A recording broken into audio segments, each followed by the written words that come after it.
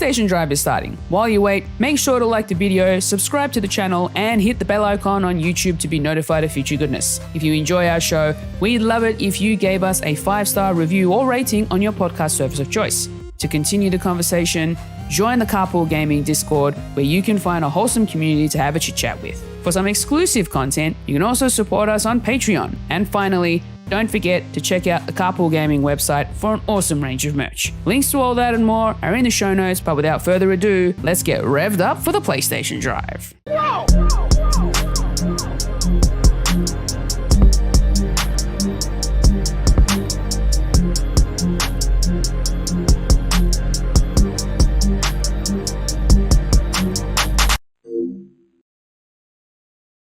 What's good, everybody? Welcome on into the PlayStation Drive. This is episode 142. I, of course, am one of your hosts, Ryan, and I'm joined once again by Ron, Matt, and Fulia. How's everyone going on this Saturday night? It feels like Friday for some reason. It does. Yeah. I guess it's because we're a little bit earlier than usual. You know, this is early. 8 p.m. Eastern time, versus 10:30. So 2.5 hour difference for us. But, it's extra bright in Fulia's place now because it's like extra early in the morning for you. Yes, it is 11 a.m. here. Nice. And of course, we were talking about it off air. You, of course, were eating the authentic, Australian cuisine Outback Steakhouse. Of course. Yeah, of course. That's because that is definitely how us Aussies eat. Yep. It's just the purest representation, at least for us North Americans. If we want to find out how Australians eat, we just go to Outback Steakhouse. It's great. Good God. I can't hold this. Yeah, I can't. I'm sorry. I'm just like, man, this was bad. This was a bad idea. Yet I felt like I had to continue with it because this is the PlayStation Drive where we talk about PlayStation all the time because we got to do a little housekeeping. So, of course, huge shout out to all of our patrons over at patreon.com/carpoolgaming for all of your support, including our brand new platinum tier patron, Smokin Joe. Welcome on into the platinum tier, of course, the number one tier of the PlayStation Drive, I might add, because, platinum trophies, platinum tier, they all kind of go together. So huge welcome to Smokin Joe. Now we had no one in that tier, 2 weeks ago. And now we got him. We got Robby, Bobby Miller last week. Like, who's next in the platinum tier? We need to find out. Who knows? Could be anyone. It could even be you. See, for audio listeners, I pointed at the camera, assuming that you, the listener or viewer, was the person I was referring to. Good God. Visual gags on a audio podcast. Look, you got to be whenever you do a visual gag on a podcast like this, you got to be descriptive for the audio listeners because they don't know. They don't know what's going on there. Like it could be anything. It could literally be anything. You never know. But it could be a sign for Steakhouse. No, don't do it. I mean, between this and Pepsi Man, I don't know what's worse.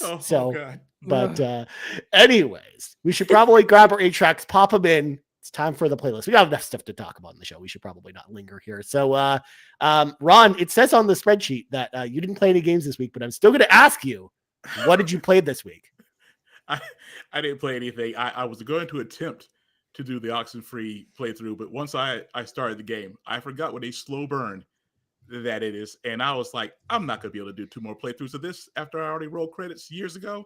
So I was like, nah, gave a pass on it, and then just got caught up with other stuff during the week. So it was a non-game week. Nice.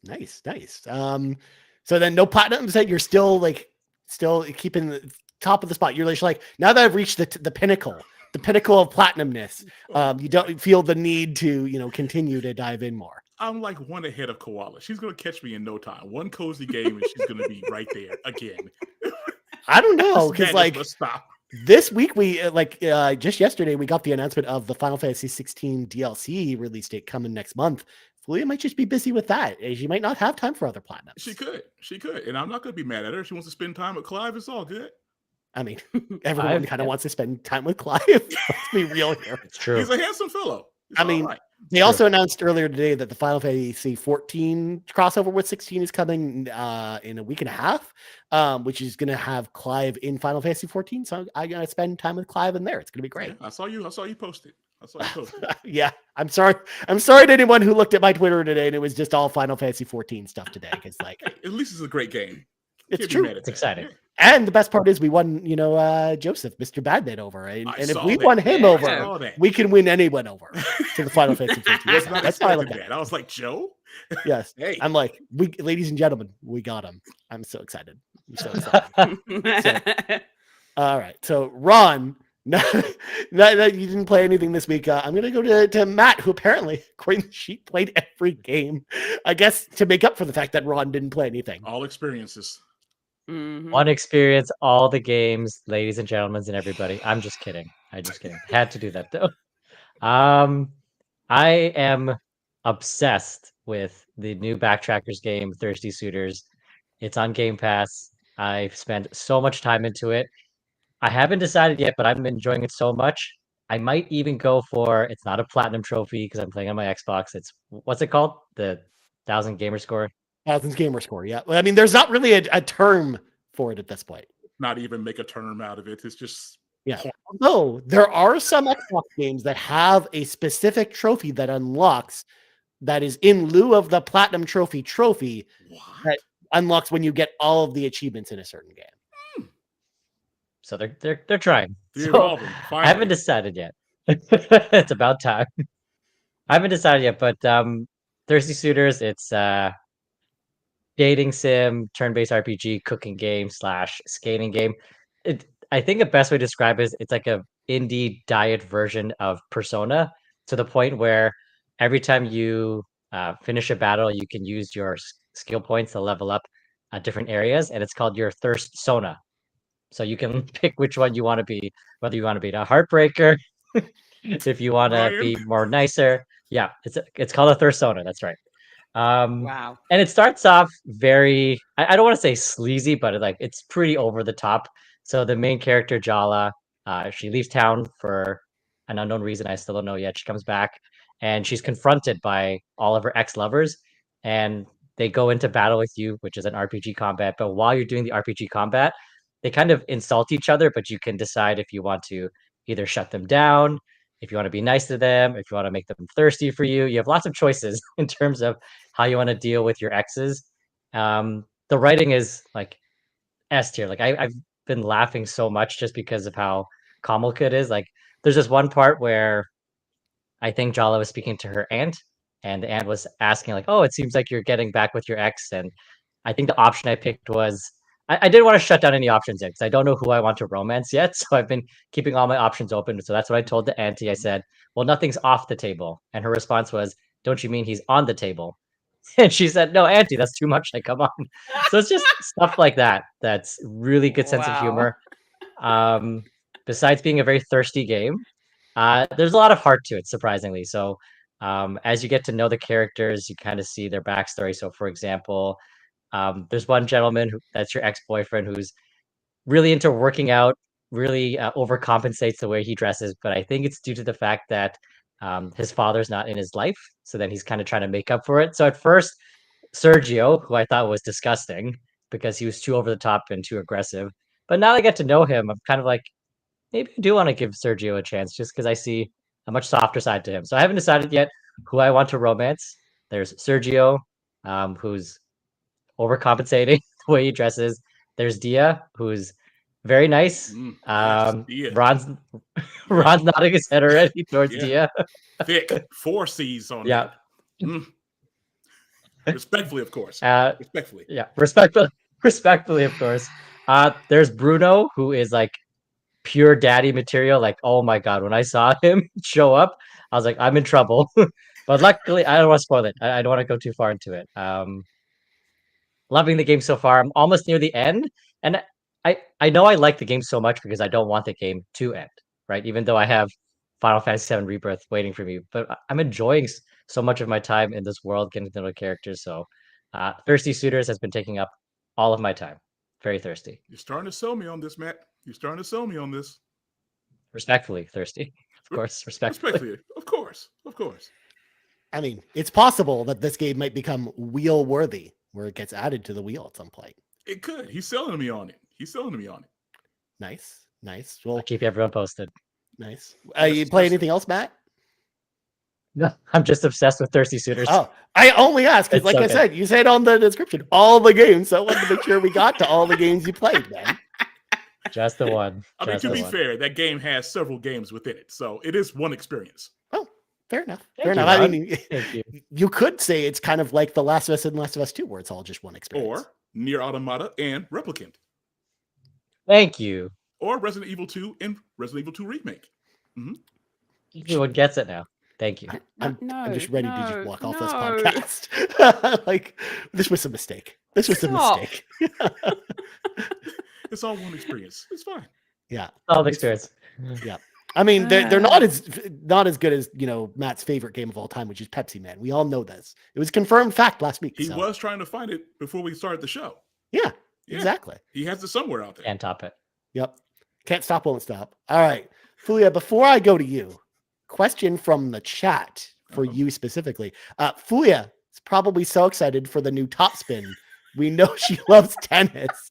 Of course, this comes to us from Jay O'Neill. my And so Fulia, where's your hype level for Top Spin? I You know, as being really the tennis expert. haven't really looked into it, to be honest. Like, I know it's coming out soon, Yep, but next I month. haven't really looked into it yet. So yes, Ron. I am not a fan of tennis, but yet Okay. I looked at the roster when I saw an article for it. I was disappointed. Did you? It was not. Yeah, I did. I was Did you disappointed. really? Apparently, there's no legend category for Anna Kay. I was a bit upset about that. I was like, the disrespect. But I was just kind of like, this game isn't worth it then.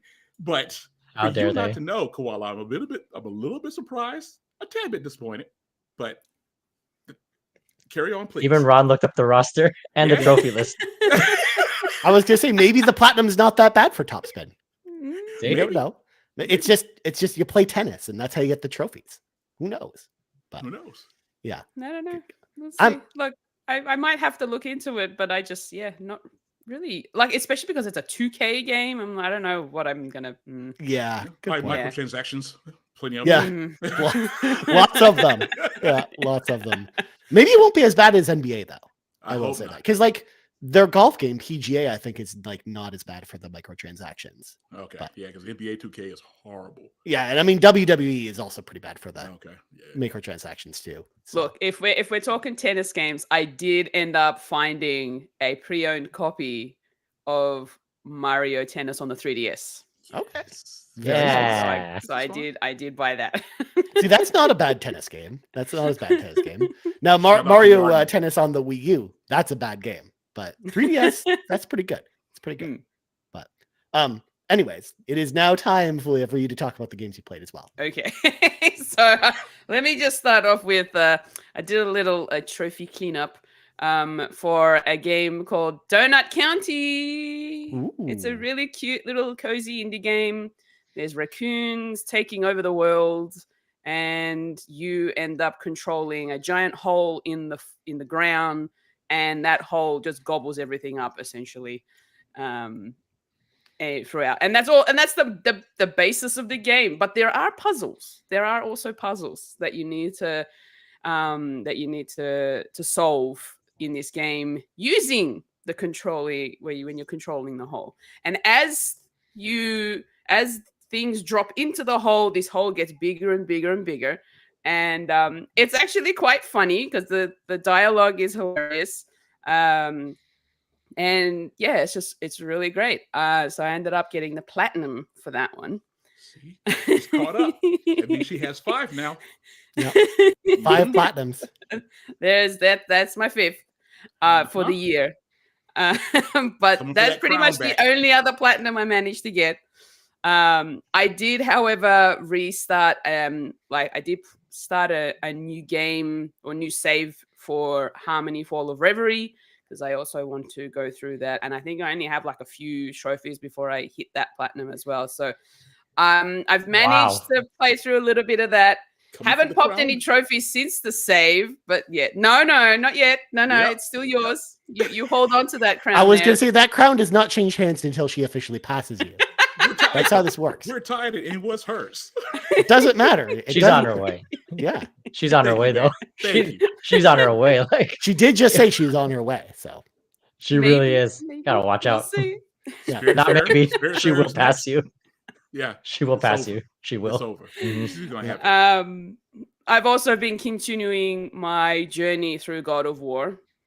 I have now gotten up to, where am I? I've gone through the first realm and I've come back, and now, yeah, I'm in the heart of the mountain. So I'm sort of in the middle of traversing that. So I think we're up on the second level, in terms of going through the middle of the mountain. Man, the boss battle in that was interesting, but there were some puzzles to it, which was kind of cool. I was kind of enjoying it to a point, and then I was still getting stuck, and I was like, what do I need to do? So I'm just like running around trying to figure things out, and yes, run. Hi, friend, lovely koala. How can I talk you back into going to the original difficulty for this so I can have the koala rage back? Or she dropped it down? She did. I haven't changed it back.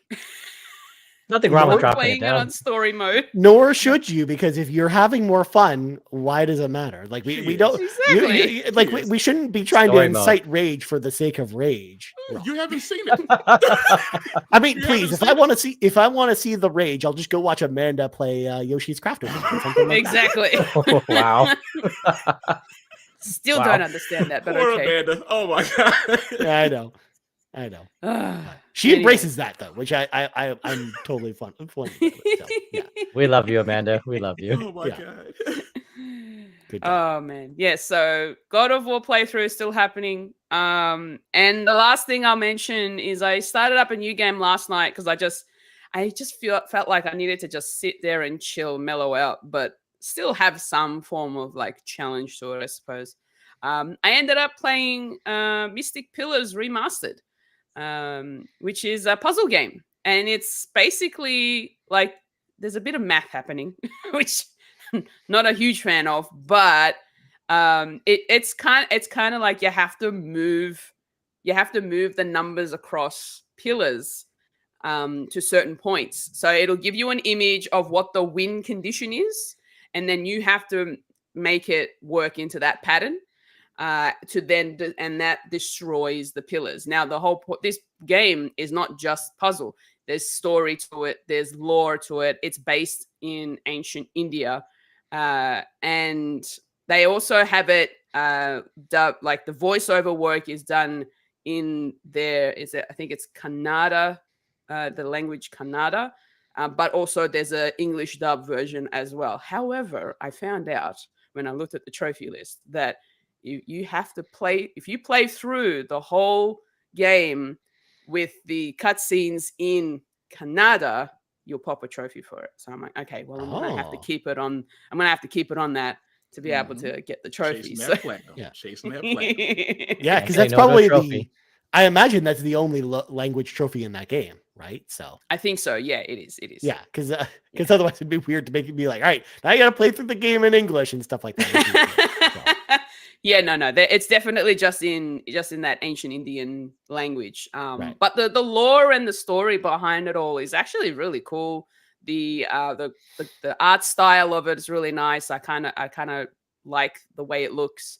But yeah, so it's just those puzzles. Yeah, honestly, don't be tired when you're playing them, because that was me last night. You lost me when you said math and puzzles. No, thank you. Yeah.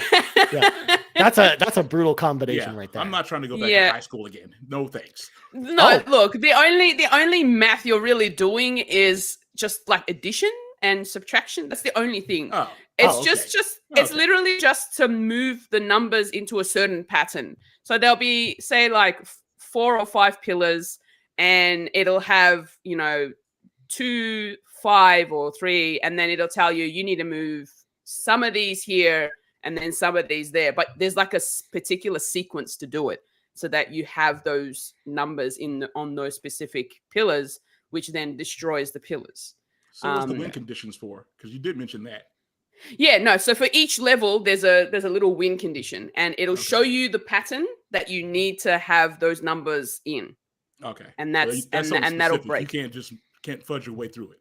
No. All right. It's very specific. It's not a savvy game. No thanks. Nope. And Instead, cheat on this one. Ron's just gearing up for his first playthrough of the Witness, and it's going to be great. Like, yeah. Because if you want a game that involves math, oh boy, that's a game. No, that's a major no. Multi-pass, thank you. You're right. Well, right. Mystic Pillars has 100 levels, and I'm only up to level 30. Oh my god. That's too many levels for you. But also, That's this game is supposed to be about a 2.5 to 3 hour playthrough. Okay, that's still a lot. So it really depends. It really depends on your brain. Right. What? How well you can do math. Oh boy. That too. Yeah. Exactly. Again, it just sounds like Ron's kind of game. Yeah. But cool. Yeah, no, it's good. That's a fun list of games, Flea. I appreciate you bringing a cool list of games here. Because as for me, I've got the most boring list of typical Ryan Turford answers for y'all this week. Because of course, I'm still playing Unicorn Overlord, still really enjoying it. I will say that the story is a bit of a disappointment for me. It's fine. It's just a very generic kind of story. Like it's not really like I almost feel like the story in something like Fire Emblem Awakening is like way back, like blows it out of the water in a lot of ways. So especially coming off of 13 Sentinels, where the story was like a masterpiece level story. That's like what I was hoping. That's why it's a bit of a disappointment for me. Because honestly, if it was like if it wasn't for 13 Sentinels, it might not bother me. Because like the story has never really been the focus of most of the Vanilleware's other games. It just happens to be that coming off 13 Sentinels, I would hope that they kind of kept the same level of storytelling, but they did fall down a little bit. But at the same time, I'm having so much fun with this game regardless, because the combat is incredible for this game. Like especially in the later levels and the later stages, I love just the tactics that are involved, because there are so many different types of units. You get so many, like you recruit so many heroes in this game that you're going to find like a group that you really gel with. And I just love that. Like it kind of reminds me of like Shining Force or Fire Emblem in that way, where you recruit like 50 different hero units, and then if for some reason you don't have the right balance of troops, you can then hire like no-name kind of mercenary troops that fill different roles that if you want to. But I just love like the really deep levels of strategy that come along with this, and how the strategy ramps up as the game goes. I'm pretty close to the end. I'm like 42 hours into the game. And I'm pretty close to where the ending actually is, which of course I'm not going to talk about where that is. In fact, I do kind of want to talk about this game maybe on RPG Cave at some point after I'm finished the game, like do like a full like spoilery kind of discussion with this game, because even though the story I do feel like was a disappointment for me, it does go some places and it does have some interesting moments. So it is definitely worth talking about. So I would love to maybe do like a discussion at some point, but so far so good with Unicorn Overload. I should hopefully have it done by the time next week's show rolls around. I also played lots of Final Fantasy 14, but that's like of course you did. We got the announcement today that of Dawn Trail's release date. So I'm even just like gearing up more to do my final preparations, because Dawn Trail comes out at the end of June, which is the next expansion for Final Fantasy 14. And there's so much to do between now and then. I have to, get prepared for it. In fact, I have most of the jobs now leveled to max level now. I'm missing like 5 of them. So I'm working towards that. And then I played a whole bunch of Sega Genesis games this week, because I just felt like doing that, because I needed like a break from the strategy of Unicorn Overlord. So I played, I beat a game this week. I beat Shadow Dancer, the Secret of Shinobi. Really fun game. I know a lot of people, when they think about the Shinobi series, which is a series where you play as a ninja, they mostly think of Shinobi 3 or Revenge of Shinobi, but Shadow Dancer's kind of always been my favorite, because you, of course, play as a ninja who has a dog companion, and the dog helps you out throughout the game. Like you can tell the dog to, hold enemies in place or attack certain enemies. And that allows you to deal with some of the more, difficult combat encounters where you're dealing with, enemy like ninjas, jumping from the roofs down on you, while you've also got like, police officers shooting at you. Like there's a lot of, unique and cool enemies in this game. It's got great music and visuals that still really hold up today. So Shadow Dancer, shout out to that. I think it's great. But also I played a lot of, other Genesis games this week. I played some more Shinobi games, Shinobi 3, Revenge of Shinobi, some Golden Axe. So I played a lot of just random Genesis games as well this week, because I love the Genesis. It's one of my favorite consoles of all time. And yeah, I love booting it up every once in a while and playing some games on it. So there you go. But there you go. So we're going to now shift into topic of the week. Oh, Ron from the press pool has a question before we shift into topic of the week. I do. How was your birthday, sir? Oh, it was fine. Anyways, moving on. Fine. Topic of the week time. No. I mean, I didn't really. First of all, huge thank you to everyone who wished me a happy birthday on Thursday this week. I woke up late. I went to work, and I came home. I played some Unicorn Overlord and went to sleep. That was my birthday. Like, Hey, I didn't really have much going man. on. Nothing wrong with that. Yeah, exactly. So, but yeah, most birthdays I don't really go out and do stuff. In fact, a lot of times, like up until last year, I just really even didn't used to tell people it was my birthday. Like I usually would just be like kind of cagey about it. Like I was or like if someone would ask when my birthday was, I would give them a random different day of the year and not actually have it be my birthday. Cause like I used to not like really like celebrating my birthday or anything like that. But it was really, last year where a friend of mine really, convinced me like, hey, no, you should celebrate your birthday. And, you should give people the opportunity to, give you well wishes and to celebrate your birthday with you. So I've been a little bit more open to celebrating my birthday, despite the fact that on my birthday itself, it's really just a normal day for me. Usually, like I don't usually take the day off or anything to do it. Nothing wrong with that.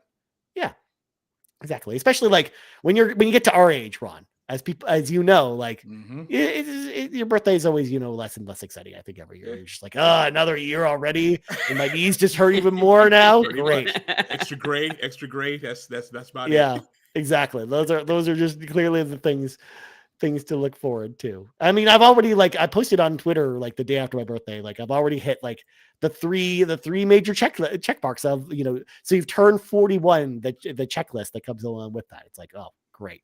There you go. It's only taken a day. I'm already here. Don't worry, it gets better. That doesn't make fill me with confidence. Yeah. Does it really? No. I don't know, Ron. Like getting new allergies, like getting different reactions to food and things like that. Allergies, I don't know. The knees. I was gonna say, right? Yeah. Like I remember back in the day in my 20s, couple of beers and pizza, no problem. Now, I'm just asking for it to suffer the next day. Nope. Sometimes it's YOLO, but other times it's like, no, it's not worth it. No, the older you get, the less you can bounce back, essentially. So yeah. And of course, Fuya and Matt, it's going to be y'all's turn at some point soon. So there you go. Cool. That's exciting. Not things to look forward to. Yeah. Things to look forward to. It's great, guys.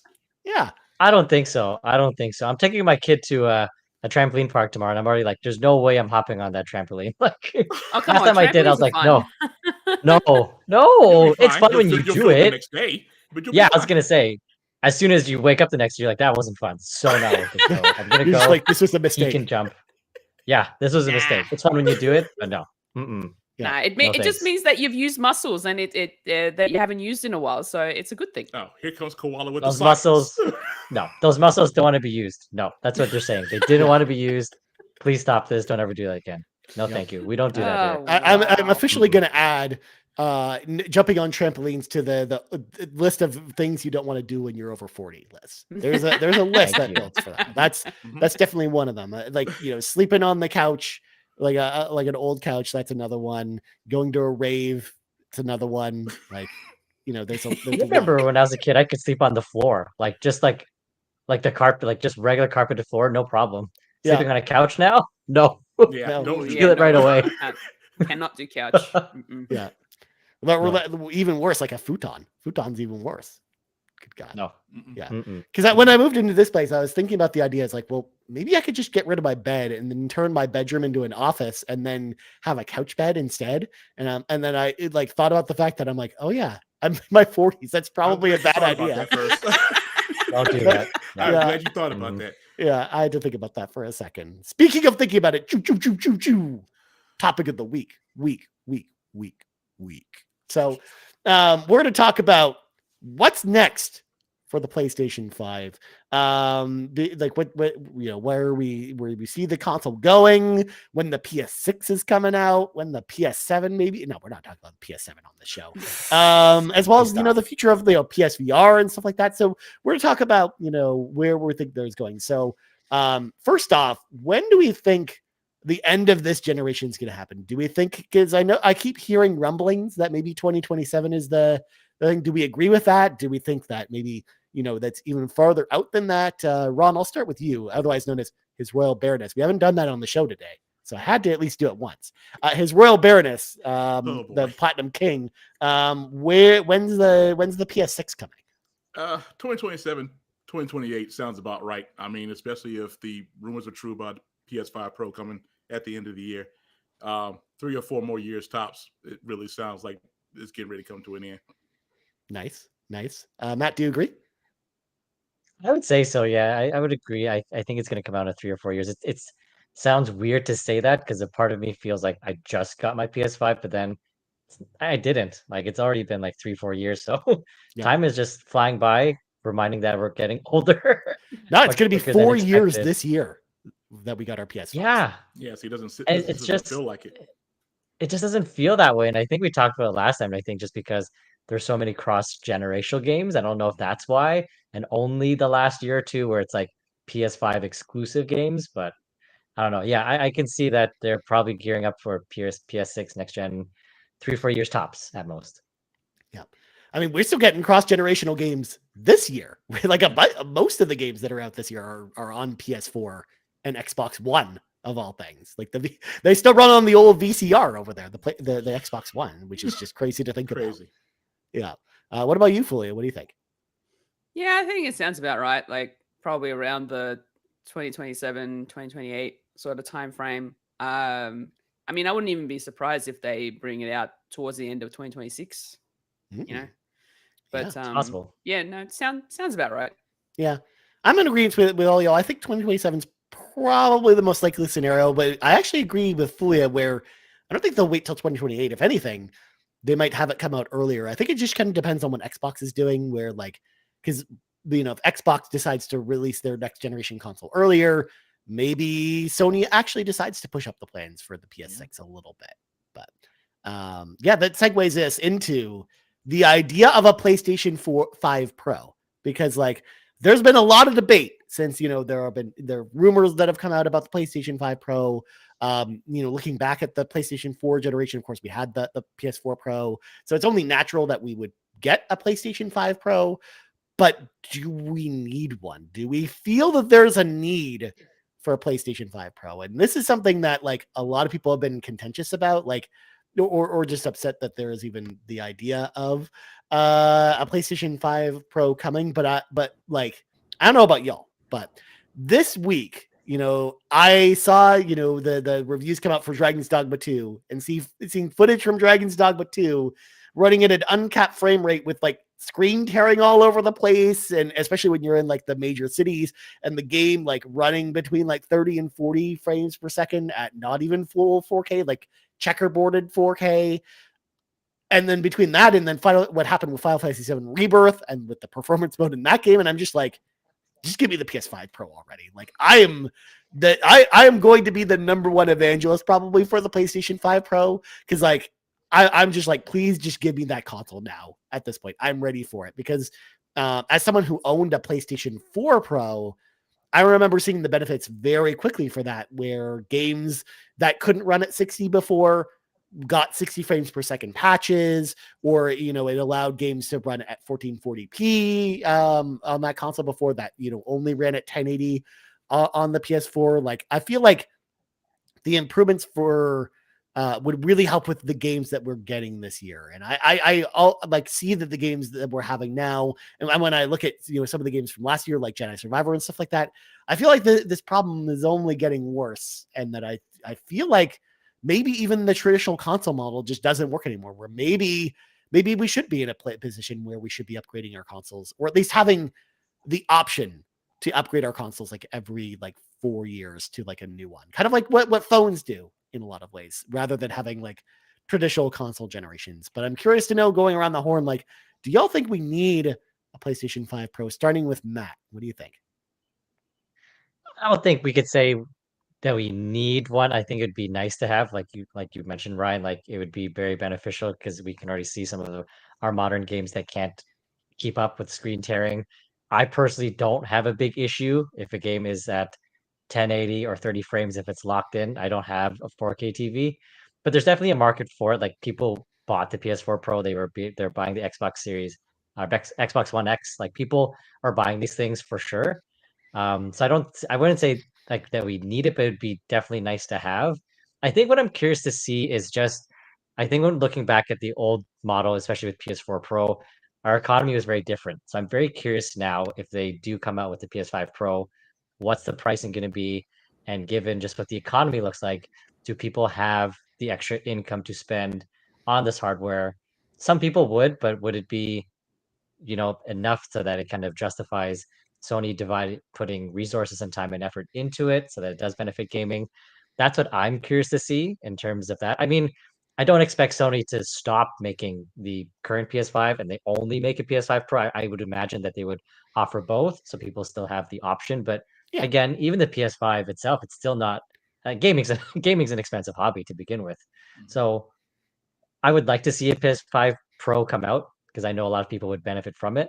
But I am curious about the price point, and I'm also curious to see what Sony's expectations are from it. And we'll talk about it a bit later with their other hardware because Sony sometimes has unrealistic realistic expectations for the sales for their hardware. So I don't want it to see them put something out and then they're unhappy with it and then they pivot. Or I would like Sony to be focused on what's best for consumers and delivering what we need, as opposed to kind of just throwing whatever sticks to the wall. Is what I'm trying to say. For sure. And yeah, I agree with you. Like I don't see at all like the original PS5 going away, or at least the PS5 Slim going away. Like I feel like just like the PS4 Pro, like they're going to stick to the same playbook where you'll have the Slim version, like that'll be the default PS5 that you can get, and then the Pro will be for like a boutique console for interested people essentially. Like it's not going to be like I would imagine their expectations are in much lower than the base console for sure. Like it's not meant to replace the base console. It's for, people like me who have 4K TVs and really want like the best, as far as the frame rate goes, and for your 4K vision. Whereas, yeah, like your perspective makes a lot of sense, Matt, because you're not the only one who's like still out there with only a 1080p TV at this point. Like if you don't have a 4K TV, then like the PS5 Pro isn't probably going to do anything for you. So you probably don't even need it at all. But I'm curious to know what you think fully about this. Yeah, I'm kind of in the same boat as Matt because I also don't have a 4K TV. So for me at the moment, it's like if the game works and it's fine, then I'm okay with how it runs. At the moment, there's no real need for me to get a PS5 Pro. But in saying that, especially now with TVs being more predominantly made for 4K viewing, and especially now with more technology that's coming out that's making some of the TVs more high end, going towards 8K. PS5 Pro makes sense in that respect for people who do enjoy their gaming at a high resolution, and they want really good frame rates. So like for me personally, it doesn't really affect my experience, but I know that there are people out there who do like having those type of specs. But yeah, there is a small market. There is a small market for it. And especially considering the fact that the PS4 Pro, like I haven't seen one of those for a while now, but I'm still seeing the regular PS4 Slims still around, which people are still picking up because, again, price-wise, they can't really afford getting a PS5 at the moment. So, yeah, like it really depends on the person, I suppose.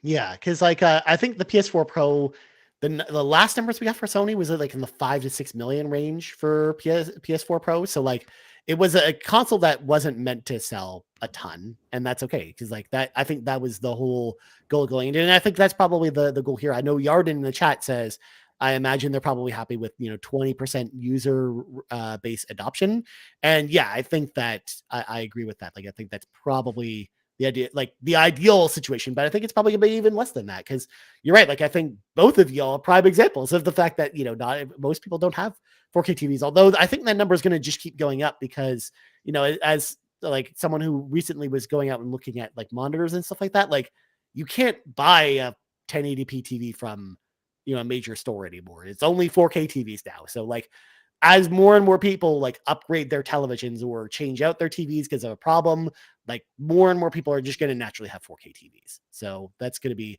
a bit of an issue. And I know TCal in the chat is mentioning a couple good points here about frame rate, because I know for me, like that's a big thing where, you know, I don't care as much that it's running in 4K. I just want the frame rate to be stable. And a lot of times with some of these games, again, Dragon's Dogma being kind of the biggest example here, they don't give you any options as far as you adjust, like choosing the frame rate or the resolution. Regardless of what resolution your TV puts out, the game runs at the same rate, like uncapped frame rate, which is, 30 to 40 frames a second with, some weird screen tearing and stuff like that. But Ron, what about you? Because I'm curious to know, are you in the same camp as Flea and Matt, or do you have your own line of thinking on this? No, I'm pretty much the same with them. When the PS5 came out, I did actually get a 4K TV because of that. But it's good to have options. I mean, if Sony's going to release it like it looks like they're going to do, I mean, for those who want it, that's great. Right now, I just don't see the point in it for myself. I'm fine with the way the games are. Like you said, there are some games that are having some rough issues right now. And I guess that's my biggest worry, is that if the PS5 Pro is real, even though we know it is, I don't want the current PS5 games to be handicapped because of that. I don't want it to be where the Pro is kind of the focus and then they downgrade the PS5 version, because that's when you start to see, like, okay, you can see what the lead platform was for this, and they kind of just said, okay, just get this out for the PS5 because they have the larger install base. As long as nothing like that happens, then hey, I mean, go for it. For those who want it, if Sony wants to get that adoption, then it's all good. Like I said, as long as we don't have to end up sacrificing what we get now because of that. Mm-hmm. Yeah, I don't imagine that's going to be the case, because like as I mentioned with the PS4 Pro generation, like the PS4, the base PS4 was like, even after the Pro came out, was the default option, like the default development box for all of the companies out there. And I don't imagine that changing from the base PS5 after the Pro comes out either, especially with if Sony goes to developers and says, yeah, even with 20% adoption of the PS5 Pro, like developers are not going to make the PS5 Pro their lead platform, because they're going to develop the game for 20% of the PlayStation audience, let alone everyone else that's out there. Because as far as we know, there's no Xbox Pro equivalent console coming at all. And with the Switch 2 stats being much closer probably to the PlayStation 4, it makes sense to tailor your games in that PS5 range, so you can also get your game on the Switch 2 as well. Like that I think that plays into it a little bit as well. So, which is why, like, I don't think it'll leave it behind. If anything, it'll probably be like the PS5 or the PS4 Pro generation, where companies will just release a PS5 Pro patch for their game, or it'll be part of like the day one code or something like that. Like, it won't be a separate version of the game that you buy or get. It's just like it'll just be a patch that is released for the game that has those optimizations for that console. But yeah, and Yarden brings up a good point too. Base PS5 will be fine, just like Series S. They're going to develop for the weakest link, because I think like developers still want their games on Series S as well. So I don't think they're going to handicap their games and make it so that games on Series S are unplayable, to like make sure that the PS5 Pro has the best version out there.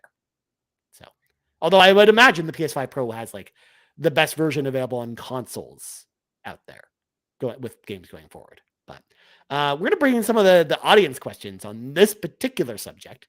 We're going to start with Nikolai, who says, what do we think of the PS5 Pro specs if you haven't already dug into them? So, Nikolai, we're not actually going to dig into these just yet, because we as a show typically wait until the specs are officially released from Sony before we do like a deep dive. So this is something we will actually revisit when this is officially announced. Because we're really just speculating at this point, and like the stats that are out there now might not be the final stats. So I think we'll save that conversation till then. I will say from there, it looks like what I would have expected, and it should be a major performance boost. And that's all I'm going to say on that subject until we get those stats. But Next up, we got Toxics, who says, with the PS5 Pro coming out later this year, and if it's priced around $600, do y'all think consumers will be more hesitant to buy one? And are y'all planning to upgrade? So I think I'm the only one here who would probably be the person to upgrade at this point. And for me, I'm just going to trade in my PS5. There's always usually really good trade-in deals when these consoles inevitably come out. I know, like with the PS4 Pro and the Xbox One X, I got like a really good trade-in deal for my old consoles for those. So I'm just going to do that, and it'll be a very minuscule upgrade, even at $600. I still think like I'll get enough for my PS5 to make it still worth it at the reduced price that it's there. So for me, I think it's okay I definitely think, if it comes out at $600, again, we're just assuming that that's the price. We have no idea at this point. That it will definitely be more of a, hesitancy, I think, for new players, like people who don't have a PS5 already, to maybe hop into a Pro.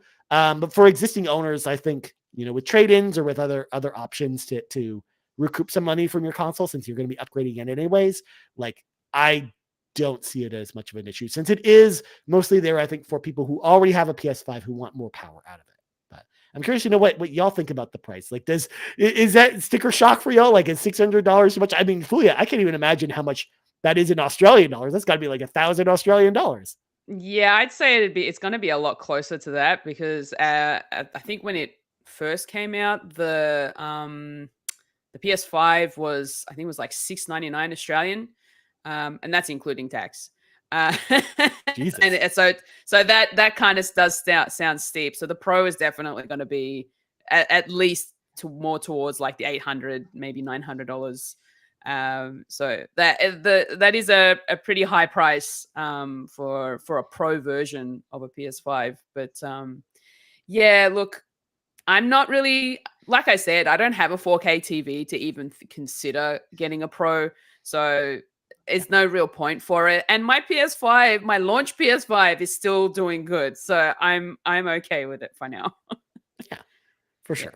Yeah, I imagine you two both are in the same boat for the price and stuff like that too. Like, especially like in Canadian dollars, Matt, like I imagine that's going to be like a $800 console after tax and stuff like that. So when it all boils down to it, and that's assuming you can even get one day one. Like I'm waiting for the scalpers and the bots to be back again for this one. Oh no! To take the consoles. See, we don't have that issue here in Australia. You didn't have that issue? No. No. Are you serious? What? No, not at all. I thought it was a worldwide thing. No. So it's just North America. People are scalping and like sticking it to people. Well, I mean, Australian scalpers have probably looked at the numbers and they're like, "Yeah, that's too expensive. We're not we're not going in all that. We probably can't recoup our investment." But yeah, it's a high risk if they don't sell it.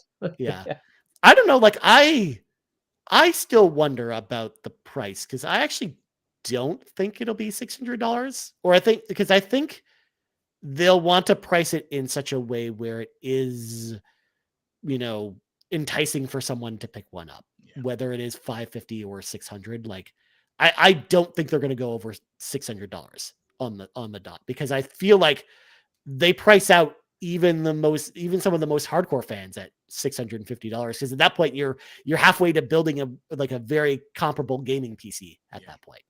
I think $499 is going to probably be American US dollars. That is, going to be the sweet spot for that. I can't really see them taking a chance and going to above that. I mean, people who are going to get it are going to get it, probably no matter what the price. But I can't see it going over 500. Yeah, the main thing is I expect it to be cheaper than the PSVR 2 was when it came out. That's what I'm expecting. So, which is just crazy to think about. But we'll talk about PSVR 2 in a second, by the way. So, but yeah, it's fun to speculate, because again, we don't know. It'll be interesting to see whenever it gets announced what the price is at. But then last question in regards to this, before we talk about some other topics we have here, from HVAC Sparky: what are your thoughts on the ever increasing price of hardware? It's inevitable, sure, but do you think it will reach the point where it will be too expensive? I can see that for the PS6, Sony will be targeting 120 frames at 4K and 60 frames per second at 8K. When you look at the specs of a PC needed to do that, it is over $1,000, like a multi-$1,000 venture. So I can't help but think that the PS6 will also be in the $1,000 plus price point. I, again, don't agree with this sentiment, HVAC Sparky. Number one, first of all, the PS5, PS6, it's probably at least 3 or 4 years away at this point. But it comes back to something we just talked about, where I feel like if you make it too expensive, consumers aren't going to go for it. Like, you're not going to get people into your ecosystem, because Sony is less concerned about making money on the hardware versus making money on the software. Like, that's their bread and butter, getting you into the PlayStation ecosystem and getting you to buy games. And especially with that console most likely being a digital only console, it'll be even more imperative to get you in the price range of affordability for the average consumer out there. So while I think it might be more expensive than the PS5 was at launch to like maybe increase the price of the console, I don't think it's going to be anywhere near $1,000. But I'm curious to know what you think about this question, Ron. Nah, man. I mean, everybody was kind of panicked before the PS5 and the Series X came out. The prices were exorbitant then. And when they came out, people were surprised by the price of it at that point. I don't think the PS6 is going to be anywhere near that. Once again, more than likely about $500. Because, I mean, there has to be a sweet spot where Sony knows, like, this is where people are going to be willing to pay the console, even if it's a tad bit more expensive than what they thought. $1,000, $900, $800, $700, not going to happen. I don't even think it's going to be $600, to be honest. Yeah. But the power, if they do go for 600, that it better be 120 frames. It better be, 4K. Even it better perform for that $600. Yeah. What do you think, Matt? Yeah, I can't see it going up to like $1,000 or $900. Like, you're really gonna price people out. Like, I'm gonna be honest, like, I had to make quite a few PowerPoints to persuade my wife to let me buy the PS5 to begin with, and that's at this price. So, like, if it's like at 800, $900, like, it's gonna really like keep a lot of people out from it. Like Ryan said, like the companies know they're going to lose a bit of money on the hardware, but they make up for it in the software sales. So they're going to take a hit for sure, even if the hardware is better. I mean, it will be better, but they'll take a hit because they know that if it goes too high, people just can't afford it. And I was talking about this with Yon32 last week, just about how the future of gaming. I'm very curious to see what it's like, because from what I'm seeing with my older son, who's turning 9 years old, we play a little bit of Nintendo Switch, but I think he just does that to hang out with me, I think. But what he actually likes to play is those free games on PC. And the reason why he likes those free games is because that's what his friends are playing. So, as I look towards the future of PS5, Xbox, Nintendo, who's buying these consoles, it's us, the middle-aged gamers. Yeah. So, we can afford these expensive boxes, but I don't see, at least from my perspective, I don't see a lot of kids asking for these consoles or things anymore, because they can play Roblox and Minecraft on their fridge or on their Alexa tablet or whatever, right? Like, they can just play those things, and that's what their friends are playing, and that's where they socialize. So, as the consoles continue and the prices become more expensive, which I get, it does kind of negate some of the upcoming gamers, in the younger demographics. And curious to see. I mean, my plans are to play games until my fingers fall apart, right? So I'll be buying them for a long time. But I assume that us as a demographic, we're eventually gonna get smaller and smaller. So, what is Sony? What's Xbox? What's Nintendo gonna do to continue? How are they gonna be competing against these clones of Roblox and Minecraft that are getting all the kids, and then they get, the microtransactions? So I'm curious to see, but yeah, I don't think it's going to be $1,000 because I'm toast then. I'm just going to be playing PS1 games. No, I think a lot of people are in that boat where it's just like, the difference, the reason why the Steam Deck is as expensive as it is and why people are going for that is it doesn't just play games. It's also a computer. So with computer functionality, and it's a tough sell for anything like that. I know HX Sparky is here in the chat and mentions, inflation keeps raging on. They'll be selling it at a loss. Like, absolutely, they'll be selling it for a loss. Definitely. And inflation will play into it. And again, I think we all agree, and we'll get to Fully in a second here. I think we all agree that the price of the console will definitely go up from PS5 to PS6, just from inflation alone, but then, with the increased specs. But at the same time, they can't raise it too much because that's how they, take out families. Like they need families to come in here. They need they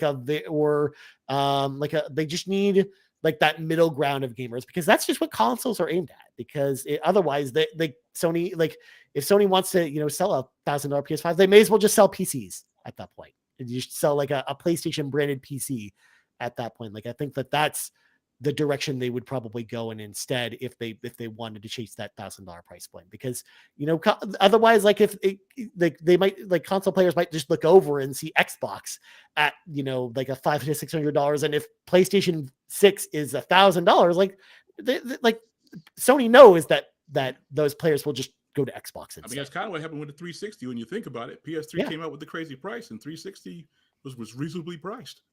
Yeah, exactly. That's true. And I know, like T-Cal is also mentioning as well that you can't really have like a console currently sell for $600 and do 4K 120 with today's technology. And you're right about that. Like I agree with that. But you never know. Like technology is rapidly evolving. Maybe in 3 years' time that like the prices will come down on some of the stuff, and they find a way to do that. Or if not, if they can't hit those metrics, they might not hit them.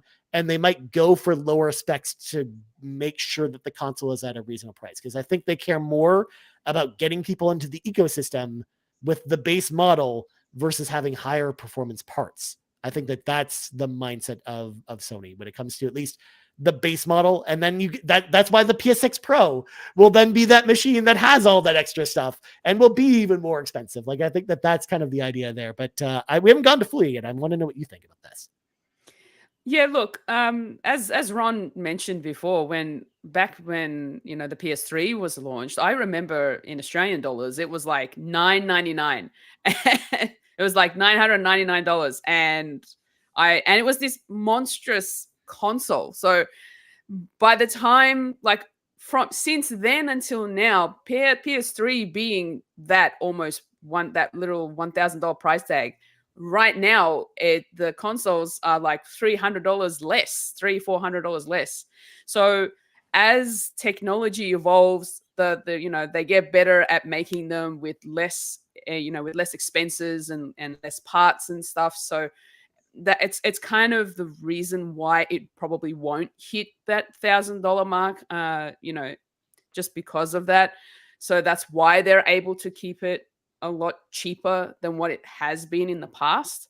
But in saying that, like you said, Ryan, like by the time the PS6 Pro comes out, they'll probably have like all these amazing, parts, to make everything look great. Yeah. In that instance, yeah, maybe it might be closer to the $1,000 mark. But at this particular point in time, even now, like everybody is currently going through some financial hardship of some sort. And a lot of people, like there is a massive decline in sales on consoles because of that. And I'm noticing it more and more, especially because I work in retail that actually sells consoles. We're not really selling as much. And it's mostly people coming in because they want to buy them for their kids. It's for families. So a lot, and especially the demographic of customers that come to at least the store that I work in, a lot of them can't afford anything beyond that because they're always asking for something that's under $500, and you're not going to get a PlayStation under $500 these days. Yeah. In that instance, they'll just get a Switch. Like, might as well go with Nintendo, So yeah, I don't think it'll hit that point unless it's like it turns into some sort of gaming PC. No, exactly. Like I feel like if they were chasing the Steam Deck, I feel like that's when they would, maybe entertain that price. But you're right. Like I think with the console sales going down, like the way to get people back into consoles is to give them a more affordable option.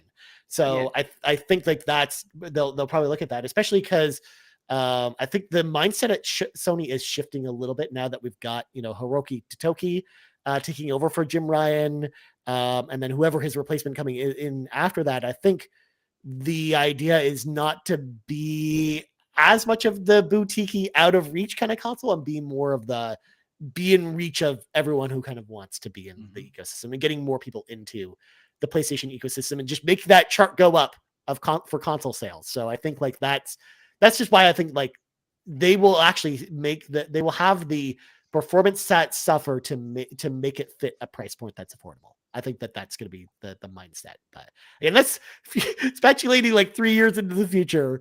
That's a long time from now. But something that is more relevant, the PSVR 2. What's the future of the PSVR 2? I know that I was actually a guest on a podcast recently, the Communication Error podcast, where I actually got to this in length with Cheesy and Jomibo there, and boy howdy, the future of the PSVR 2 is not looking bright. Mainly because there just isn't enough support for the device. It's like the price still hasn't dropped since day one. It came out a year ago. There's been no price drop on it, so it's more expensive than the PS5 console, and you need a PS5 console to play it. So it's what we just talked about, where it's out of reach for a lot of people, combined with the fact that there just isn't compelling software for the PlayStation VR. I have one. It's right here. I'm pointing at it right now for the video listeners, and I like my PSVR 2, but I barely play it now because there's just not a lot of new software to play on it. Like there's not a lot of new stuff. Like there aren't that many developers working on PSVR games for the PlayStation 5. And it makes sense because we know the install base for the PSVR 2 is very small. So I know that I don't think any of y'all have a PSVR 2, right? So it's just, I'm curious to know what happens with it going forward. I really just think they need to lower the price and get more people into it. And then maybe more developers will consider making games or porting games to, PlayStation VR 2, but because I do think it's a great headset. And I think opening up PC,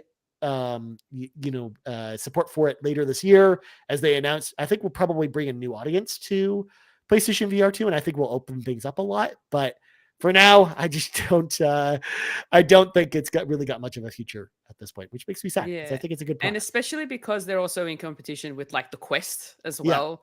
Because I have a Quest, and I used it for the first like 6 to 8 months of actually owning it, and then after that I kind of dropped off. So my Quest isn't really getting much use either. But when the PSVR 2 was announced and it came out, I sort of held off on it just because the price was a bit much. And considering the fact that it's still wired, like that's nuts for something that's going to be priced that much, and you still have to be connected to your PlayStation. It makes no sense. But at the same time, like there's not a lot of substance in that library. There is not as much to play. And that's kind of what has deterred me from getting it in the first place. Like I'd love to be able to get out of my way to buy one of these headsets just so that I can play through like Call of the Mountain and like any other sort of like, if they made other sort of PlayStation exclusive games for the VR would be really cool. But I'm just not seeing much coming out. Yeah. And Antics brings up a really good point here. No backwards compatibility for VR1 titles with the entire install base starting from scratch, no PC compatibility. And of course, the price is it's triggered, tough. I see. Yeah. Like the fact that you can't even play Astrobot Rescue Mission, one of the best VR games ever on it. Like they haven't done a PS5 version of that game yet, and you can only play it on the version 1 headset. It's like, that just shows where Sony's priorities are with the headset. Exactly. Like they might as well bring over some of the PS1 versions over to PS2 to the PSVR 2, and then we you're golden. Like there's like most of the library is there, just supported over, like converted over.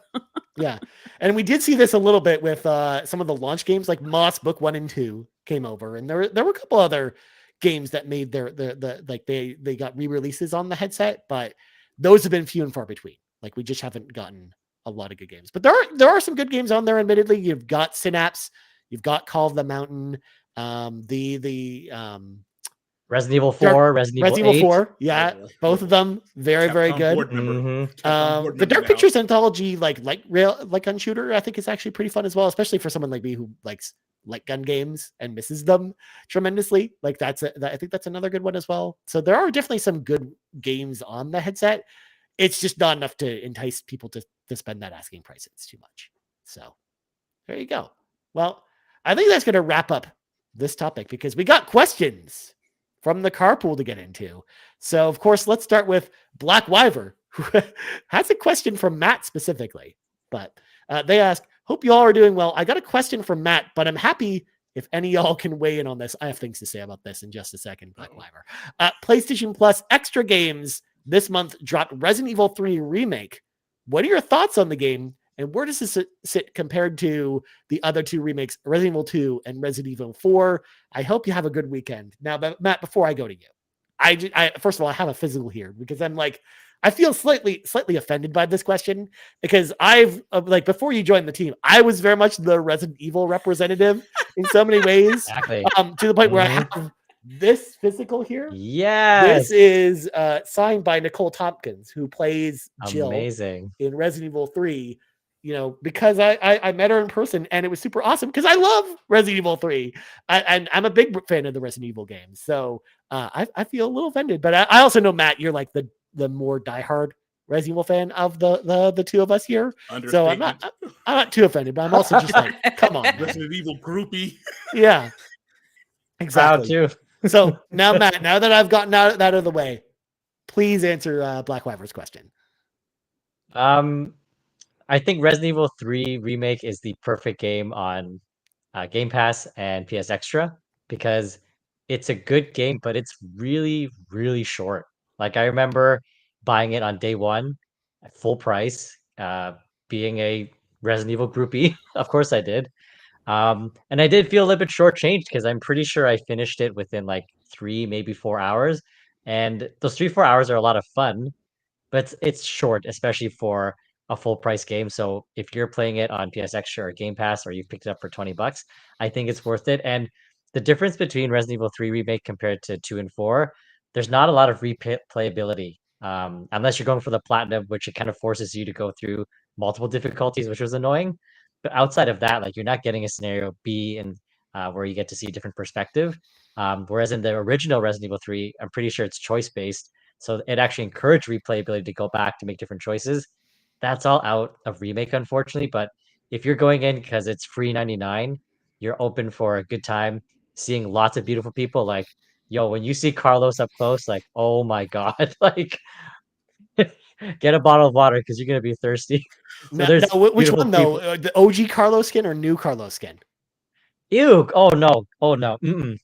Original Carlos was so sleazy and so cheesy. They gave him such a good overhaul. He's daddy material. Like when you see him in the remake, like yeah, he's so good. So if you're going in for it's short, but if it's a good time, you'll enjoy it.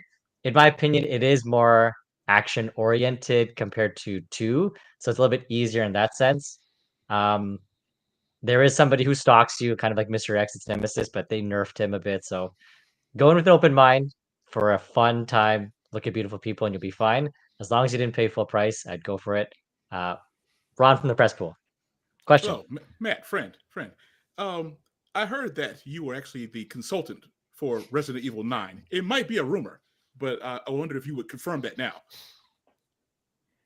It would be a dream come true if I was a consultant for Resident Evil 9, but that would be Capcom's worst decision because I'd make a lot of poor choices because my focuses are on different aspects of Resident Evil compared to other people's. So don't do it, Capcom. Don't do it. Yeah, just hold back, please. Anyone but Matt. I'll do it. You ask me. I actually also really like Resident Evil 3 a lot. I think it's a great game, and I think you made a great point about being like the perfect kind of Game Pass game or thing. Because you're right, like the replayability just isn't there, especially because it's not just about the choice-based stuff that they cut out, but also too like with the other Resident Evil games, you're unlocking different weapons like the infinite grenade launcher and stuff like that. Like you don't have any of the unlockable stuff really in 3 either. So like there isn't like as much of an incentive even to go back and play the game just to unlock things. Like there really isn't anything. Like when you beat the game, you unlock like the classic Jill skin, like the Resident Evil 1 Jill skin, but that's it. Like and there's like play like models as well that you can unlock, but for the most part, you're not really unlocking like anything relevant like the other games. Like you can't just go in there with the infinite rocket launcher like you do in Resident Evil 4 or 2. So there's less reasons to go back and play it. So I do think it's like one of the my least replayed Resident Evil games for that reason. Like I've played Resident Evil 2 like 20 or 30 times. And I've replayed Resident Evil 4, like the remake, like 3 or 4 times since it came out. And same with Village, same with 7. But just Resident Evil 3 is just that one where it's like, well, I've beaten it twice, and that was it. That's all I really need to do, probably. Unless you really want to go for the platinum, like you said. So, anyways, moving on. Awesome Dave 1337 asks, what is the best non-home console software that Sony has made that can play Final Fantasy VII, and why is it the PlayStation Vita? Awesome Dave. I think you mean 8. I know. Dave never mentioned 7. 8 is all he mentioned. I know. I did that on purpose. Thanks for pointing that out. Thanks for pointing that out. Yes. Oh, koala. Final Fantasy VIII, and why is it the PlayStation Vita? Goodness me. I mean, to be fair, you really only have 3 choices here. You got the PlayStation Vita, you got the PSP, and then you've got the PlayStation Portal. Those are the 3 non-console Sony products that can play that game. And I'm actually going to disagree with you. Awesome. I think the PSP is better than the PlayStation Vita. So I'm just that person. I think the PSP, has a better overall library, and I just prefer the PSP. But I think like the Vita's got a lot of great things, but and it's definitely a good RPG machine. But I don't know. I just have more nostalgia for the PSP games, and I do obviously know that a lot of the really good ones are playable on Vita through the store.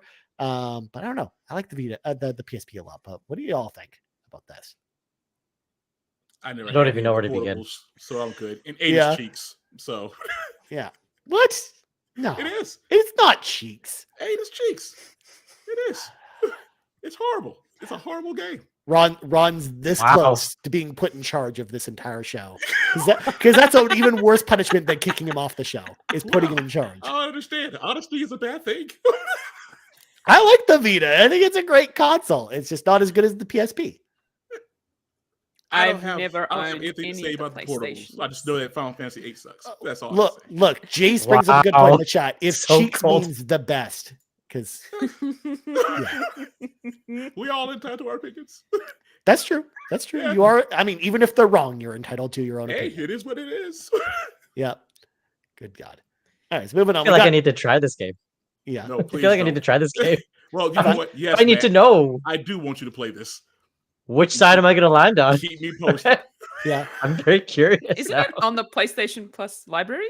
It is. Is it? Yeah. there I you mean, he go. can buy it Can on PS5 if he wants to. It's on there. Yeah. But Final can I Fantasy do VIII? like unlimited limit breaks and like 4 XP and like Oh, so you want to turn those skipping. codes on? Then maybe you'll be able to enjoy it. That. yeah, I Well, want story mode. Well, if anything, you can't do those features on the PlayStation Vita version of Final Fantasy VIII because it's just the PS1 ROM. Does Matt have a Vita? No, I don't. I don't want that one. I'm just saying, No, like, no. in relating to the question from No. Awesome Dave, where it's like, Oh, because you sorry. could play Final Fantasy VIII on the Vita, but it's just the PlayStation 1 version with no upgrades, no rewind, or no, like, Play 8 without the upgrades, Matt, and then come back to me. Good and God. Let me know what you think. Yeah. Mm, That's we don't do that's that an here. experience. No Like, way. Wow. He's right. I'm not gonna lie. I think that's even harder to go back to than 7, Final Fantasy 7, because I know a lot of people talk about they have a tough time going back to Final Fantasy 7 and playing it for the first time on PS1. And I'm like, y'all know nothing if you didn't play Final Fantasy 8 on the PS1. I think that's just so much harder to go back to. But Is it a grind? Is that why? Or like it's just There's a you get lot. lost? Like it's a lot. Like Like- it's a laundry list, friend. Yeah. I just the draw Tell us, system Ron. alone, tell us. where it's like I'm not you gonna can't get even into it. use magic abilities unless you draw them from the enemies. I'm just like, oh, it's so tedious. It's so You tedious. can't use magic unless you take it from the enemy first. So it's like a step Yeah. before a step. Yeah. I'll talk to you about it later. Yeah. We'll talk later. Yeah. It's What a also game. it's also the only Final Fantasy game where instead of actually receiving money from battles, you receive a paycheck instead. Just every once in a while. So it's got that going for it at least. But Right. anyways, Quaggy says, I just started Immortals Phoenix Rising and I'm about 8 hours in. I'm really impressed with the game. I wrote this game off at launch for being a Breath of the Wild clone, and while it shows heavily inspiration from it, it does do a lot of great things. The humor, movement kit, combat are just a few things I think it does better than Breath of the Wild or Tears of the Kingdom or Totkey around these parts. Is what we refer to it It as. hurts. Jury is still out there, though, on how the rest of it is. My question is there a game that most people say that copied another game, but the imitation actually did better in certain aspects than the original copied game? Now, I know that this question came up on Xbox Drive last night. There were some interesting answers, but I'll talk about those in a second. But I want to know first, Fulia, what do you think about this question? I'm not too sure. I couldn't really look into it because I can't think of games that I've played that original, then played another game that's kind of a copy of. But Immortals Phoenix Rising is great. It's such a good game, and I'm so glad that he's actually, playing it. I still got to go back and finish that, to be honest. Nice. Yeah. Oh, Star Athena brings up a good one in the chat. Stardew is better than Harvest Moon. I'll agree with that. Like that, Stardew Valley is very much like a clone of Harvest Moon in a lot of ways. So I think that's a big one. Matt or Ron, what do you think about this? Do either of y'all have a game? No, Ron. Can't think. I can't. I don't want to say that Signalis, which is like a homage to like classic or Resident Evil games. I don't know if it's say that it's better than the older Resident Evil games, but it comes pretty close. Like it does capture that spirit of survival horror in terms of backtracking, limited ammo. Some aspects, I mean, like it depends which Resident Evil game I'm comparing it to, right? So if I'm comparing it to like, Resident Evil Zero, then Signalis is better because Resident Evil Zero inventory management, where you don't get a magic item box to put your stuff, you drop everything on the floor. Ron would say that's cheeks because it is cheeks to drop everything on the floor, and it's just a mess. It's just a mess on the floor. And when you look at your map, it's just a mess. Like I get that's more realistic to drop everything on the floor instead of having a magic item box that transfers your items. But no, we need the item box. So Signalis does better things than that game in that sense. I wouldn't say it's better than Resident Evil 2, but it's a very good modern survival horror game because Capcom doesn't make games like that in that style of survival horror anymore, right? They do Resident Evil 4, Resident Evil Village. So it was nice to see Signalis continue that. I'd like to see what else they do. The story was a bit confusing, but the combat felt really good. It was got the spooky spooks. So that's one that came to mind. I wouldn't say it's better than its inspiration, but it comes pretty close. So shout out to Signalis. So if Signalis wasn't going up against, say, your Resident Evil, I know that you're contracted to not say anything bad about the series. But if you were under contract, would you be able to say that Signalis was better? Like I said, it really depends on which one it's going up. Like, it's not better than Resident Evil 2, right? But like, something like Resident Evil 0, or I don't know, which one else is on the cheek set? Like Resident Evil 6, I don't think that's a bad comparison. Like, I don't know. Resident 6. Ryan shaking his head. I agree with Yarden in the chat here. The Resident Evil 0 slander, I don't know if I can tolerate. That's a good game. That's a good game. I don't know what you're talking about over there. It's okay. It's okay. It's okay. Billy's a bit of like a lackluster of a character. Like, he's a bit of a dud. But to call it cheeks, Matt? To call it cheeks? I don't know if it's cheeks, man. It's good. Don't let him bully you. Because I agree with you. It's definitely not like the best Resident Evil game, but it's also not cheeks. That man said it's cheeks. I mean, then he's wrong. And it's all seeing everything on the floor just gave me so much anxiety, right? And when you try to pick something up, you end up picking up the wrong item. Like, it shouldn't take me that long just to get my herbs and my bullets, but it did because everything's on a mess. And I guess the smarter thing would have been to spread my items out, put some things in one room and then to another room. No, but then I'm losing track of stuff. See? Don't backtrack. Stick to your guns. See? Let them be mad. Yeah. Let them be mad. Stick to your guns. They'll get over it, or they won't. Yeah. Signalis is better than Resident Evil 0. I stick by that. I think it is. I think it's better than Resident Evil 0. I can get behind that at least. Calling it cheeks, probably not. But saying that Signalis is better, sure, I get that. So first of all, the most obvious one that came from Xbox Drive last night, and this is one I would have brought up, but I know Mitch mentioned it last night, is Fortnite. Just being the prime example of this, because it basically just stole the idea from PUBG and they just added it to a game that already existed, and it became the biggest game of the world because of it. So it's just like the classic example of what that Quaggy's talking about here in the question.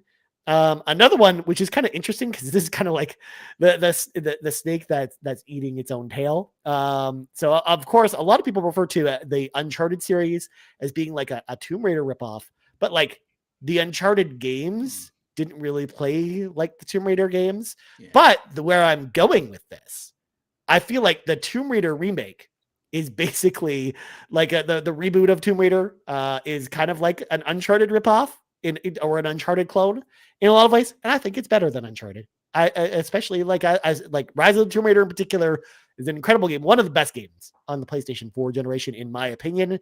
But those games I think are to me much more enjoyable than the Uncharted games, and they're kind of going for the same kind of thing. Although I will say that the Tomb Raider games do bring a lot more Metroidvania kind of elements into them versus the Uncharted games, which are much more linear.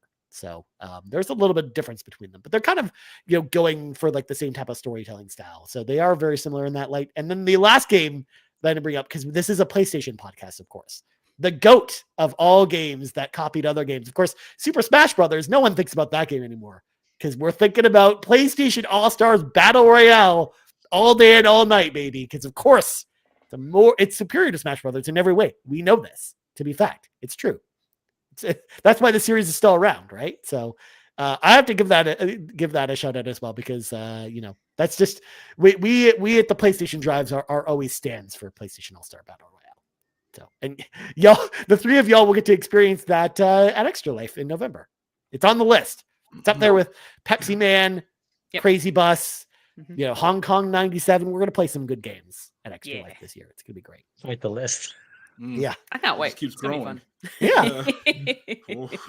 We got to fill out that 24 hours somehow. I was just gonna say we have 24 hours to kill Ron. So yeah, that's just how that's gonna work. This is really starting to sound like hell. Well, you kind of knew what you were getting For the into when kids. you hopped onto a show with me. So For the kids. yeah, it's for the children. It is for the children. I mean, I'm wearing my Extra Life shirt right now. Yeah, You know, Wu-Tang is for the kids. Wu-Tang is for the kids. hashtag it's for the kids. All right, last question of the week comes to us from Kiku, who asks, have you ever played a game that made you emotional or brought you to tears? If so, which one and why? I'm gonna go to Ron first on this one. What game brought you to tears, man? It's been several, but It's the been one that pretty much had me like full on like soul crying was the finale for Walking Dead first season. man. I was playing through that with my daughter. I think she was probably around about 12 or 13 at the time. Man, you want to talk about both of us just being full on tears, just that whole scene. I want to talk about it, but I'm not sure everybody has played it, but Yeah. everybody who has played it, they'll understand. And if you have a child, that makes it even worse. That whole moment was just fantastic. It just helped that Lee and Clementine, the voice actors for them, just completely just sold that moment. There's nothing that has made me cry harder than that. To the Moon came close, but that Walking Dead first season takes the cake. Nothing comes close to that for me. Okay, that's a really good one. Like I'm like getting a little sad just even thinking about that. Like every time I think about that ending, I'm just like I get even a little teary-eyed. Yeah, it hit hard. It's tough. Yeah. Like I don't even have kids, but I'm just like it really hurts. Like I feel like you get just as like a really powerful response even if you don't have children. Yeah, yeah. It's oh my god, it's brutal. Matt, what about you? I feel like I could talk about, the one experience, The Last of Us 1, The Last of Us Part 2, one experience, Nier Automata, Nier Replicant, but I don't want to kind of tread over those things. So I do want to give a shout out to Space for the Unbound. That one got me pretty hard. If you haven't played it, it's definitely worth checking out. It really does a good job at exploring the process of grief and just the impact that traumatic events can have on an individual. It really highlighted just how dark things can get. But what I wanted to commend about Space for the Unbound is while it does highlight that kind of traumatic experience and how devastating it can be, it really what broke me, in a beautiful way was just how relationships and friendships can have such a beautiful impact on you, even if the person still isn't around. And they'll always be with your memories, and you can always hang on to them. And there are ways to kind of climb out, when you're going through something that's causing a lot of grief and depression. So shout out to Space for the Inbound. It's a beautiful game. If you haven't checked it out, it's a small indie game, but that one definitely like And like Braun, like there's lots of games that made me tear up. There's lots of games that made me cry like disgustingly. And Space for the Unbound is like this is disgusting. You can't see me on camera for that one for sure. I And had that Space on for the the wheel. Unbound did it. Thanks, Matt. I'm looking really forward to doing this one now. Oh Yeah. boy, Exactly. It'll get you good. oh, that's That, great. you just sold Ron on it, clearly. I mean, it looks like a great game. I'm looking forward to it. But now that he's told me that, I'm like, hopefully, I'm not having sinus issues at the time. Yep. It could be real bad. Yep. Before we go to you, Fulia, I want to bring in T-Cal from the chat here who says, no, but if there was one that got me close was Lost Odyssey on Xbox 360. Reading those thousands years of dreams short stories can really get to you. I have not come close to finishing Lost Odyssey, but I've heard this is not the first time I've heard this comment. So I definitely fully understand where you're coming from on this one, T-Cal. I think that's a good example. But what about you, Fulia? Yeah, look, I get emotional in a lot of different games, and I like Spiritfarer got me emotional, especially when it comes to the point where you're saying goodbye to the spirits and letting them through the Everdoor.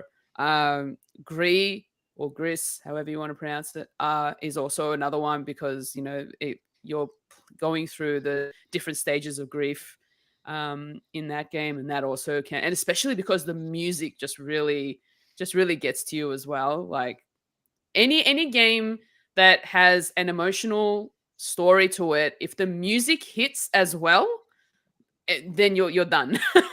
You're bawling. Like, you're done. But I think the one that really hit me hard was a short indie game called What Comes After.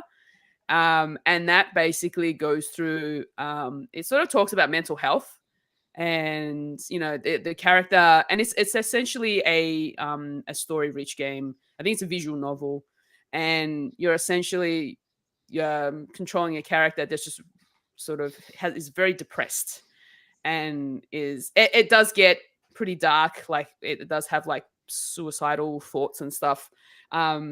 So, but then it goes through a whole story of they go into this realm of the spirit realm, and they start talking to all these different spirits on a train, and all that sort of stuff. And then it sort of gets you to reconsider how you're thinking and all that sort of stuff. But it is such an emotional sort of game, especially if you are going through a lot of mental health issues yourself. So yeah, What Comes After really hit me hard. I was bawling after that one. Aw. See, there you go, Ron. Another one to add to the wheel. What comes after? No, that's okay. That's No. all right. Jesus. No. Multi-pass? Multi-pass. Multi-pass? Wow. Wow. It's such a good story. Yeah. Nah, that's okay. You did not sell me on that. I don't want to grab the bottle and get it. No, in it's there. all right. You can go and watch my playthrough of that on YouTube. Yeah, there you go. You don't even have to play it yourself, Ron. It's right there. Yes. I can be drunk at the stream. Yeah. That's fabulous. Also, shout out to Star Athena and Yar in the chat who both shout out Spiritfarer as well. Yeah. I got them both as well. But yeah. As for me, Ron, you honestly took one of mine, which was Walking Dead Season 1. Like that's one that I bawled my eyes out at the end of, because I just fully kind of described as well. I'm also a fairly emotional person. Like I don't always show a lot of emotion. In fact, a lot of people at my old job used to say that I'm just dead inside all the time. And for someone who used to be called dead inside all the time, I can get pretty emotional when it comes to certain games. The newest example probably would be the ending of Endwalker, Final Fantasy 14 Endwalker, because I bawled my eyes out at the end of that. It was so sad coming to the end of that journey after spending thousands of hours playing Final Fantasy 14 and getting really invested in those characters in that world. Seeing the end of that, because Endwalker was essentially the end of the big story that had been building since the base game of Final Fantasy 14 started. So it was just this big, long, drawn out kind of saga. So seeing that come into the end and just see how beautiful the ending is, combined with the fact that the music that's paired along with it, just every time I hear it, just gets me going. So the fact that is in there with the ending itself, that made me really sad. But yeah, TL points out that Walken Ultimate Duel hits really hard. 100%. I get behind that. But the one that I think affected me the most, and it's mostly because of, some personal life circumstances that came along with that kind of played into the reason I was so emotional afterwards, was actually one that Yarden actually points out, which is Life is Strange, specifically the end of episode 2 of Life is Strange, because there's, this section where I'm not going to spoil, but, Max, rewrites a certain event, and, the consequences that come along with that really got to me because of, certain events that happened in my own personal life.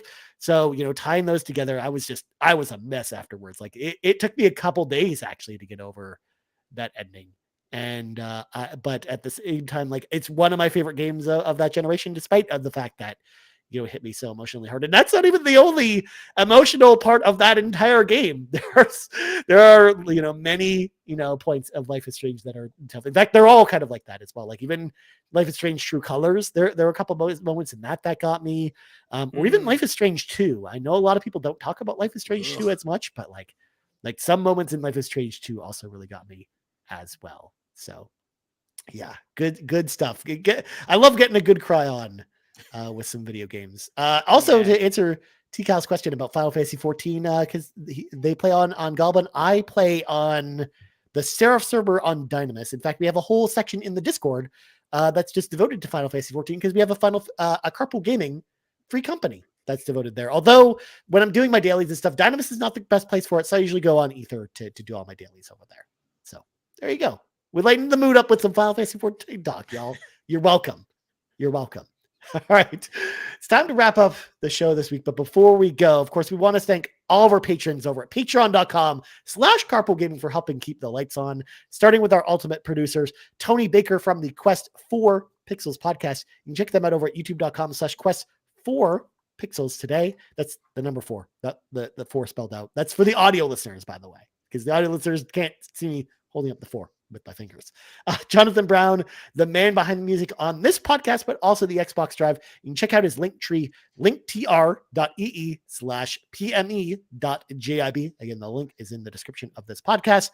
Lee Navarro, the fearless leader of the Phoenix Overdrive Extra Life team. You can check them out over at phoenixoverdrive.com, or maybe, sign up for the team.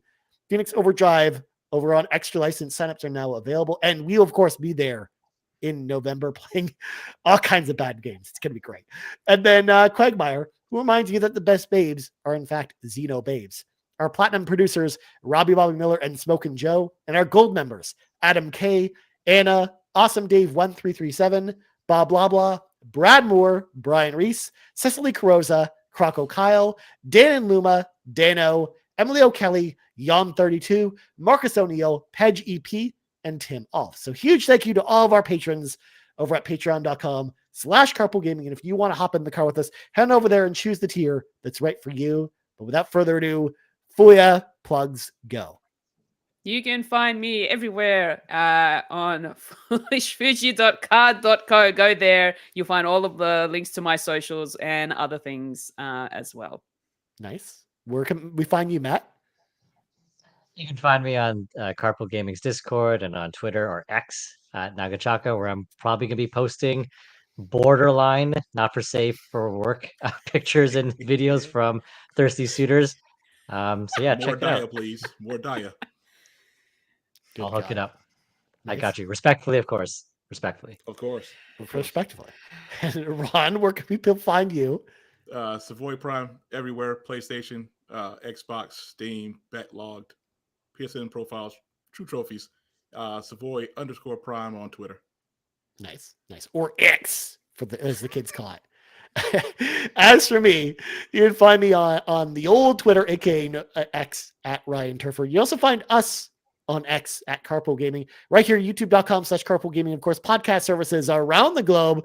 So for Fuya, Ron, and Matt, I'm Ryan. This has been the PlayStation Drive episode 142, and we're out. Good night, everybody. See ya! Thanks for checking out this week's episode of the PlayStation Drive. Now, before you drive off, please make sure to like and subscribe on YouTube and follow us at Carpool Gaming on socials. Don't forget to check out our awesome merch on carpoolgaming.com, and you can also support the show on Patreon at patreon.com/carpoolgaming, where you'll unlock all kinds of exclusive content. Links to everything are in the description.